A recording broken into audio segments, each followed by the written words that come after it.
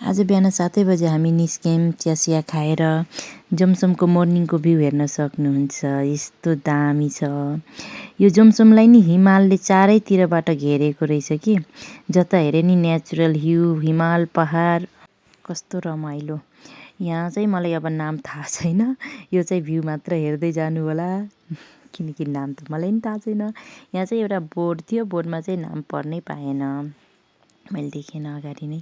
अनि यहाँ हेर्न सक्नुहुन्छ कस्तो मजाको भ्यू। यो चाहिँ एप्रिकोटको बोट है, कति मोटो मोटो के, एप्पलको भनेको त होइन। त्यसपछि स्वर्ग हेर्नुहुन्छ, स्वर्ग ट्यान ट्यान। अब स्वर्गमा चढ्ने बेला थाहा हुन्छ। मेरो त सास फुलेर 50 ठाउँमा बसेर पुगेँ होला बल्ल बल्ल। कति गाह्रो भएको भन्ने, सास फुल्ने, टाउको दुख्ने, आमामा। तर भोलेनाथको कृपाले पुग्यौँ। यहाँ मुक्तिनाथको भिड हेर्न सक्नुहुन्छ आजको। यति धेरै मान्छे, खुट्टा राख्ने ठाउँ छैन। मन्दिरलाई त जेरी जस्तै 2 राउन्ड घुमाएको लाइन।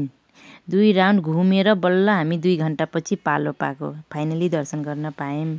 त्यसपछि एकछिन रेस्ट गऱ्यौँ। यता सास फुलिरहेको थियो मेरो चाहिँ, एकछिन रेस्ट गरेर अनि यहाँ मान्छेहरू फोटोसुटहरू पनि गरिराख्नु भएको थियो, फोटोहरू लिइराख्नु भएको थियो।